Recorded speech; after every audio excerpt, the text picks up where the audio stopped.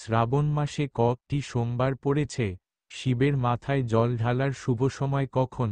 কি কি নিয়ম মেনে চলতে হবে? জুলাইয়ের 18 তারিখ থেকে শুরু হচ্ছে শ্রাবণ মাস। শ্রাবণ মানেই মহাদেবের ব্রত পালন, কাঁধে বাঁক নিয়ে তারকেশ্বর যাওয়া, সোমবার করে উপবাস রাখা। বিশ্বাস করা হয় যে এই মাসে ভগবান ভোলানাথ মাতা পার্বতীর সঙ্গে পৃথিবীতে ভ্রমণ করতে আসেন। এমন পরিস্থিতিতে ভক্তেরা মহাদেবের আশীর্বাদ পেতে বিভিন্ন ব্যবস্থা গ্রহণ করেন। শ্রাবণের ব্রত নিষ্ঠাভরে পালন করলে মনের সকল বাসনা পূরণ হয় বলে মানা হয়। মনের শুদ্ধিকরণ ঘটাতেও কার্যকরী এই ব্রত।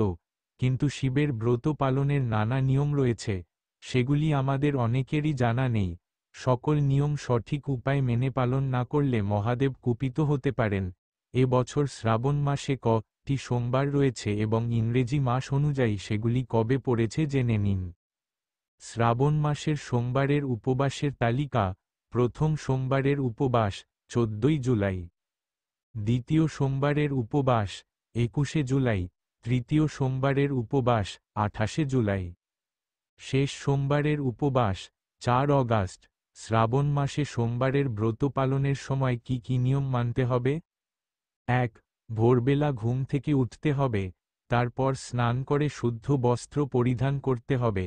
ঘুম থেকে ওঠার পর বেশিক্ষণ আগের দিনের জামা কাপড় অর্থাৎ বাসি জামা পরে থাকা যাবে না।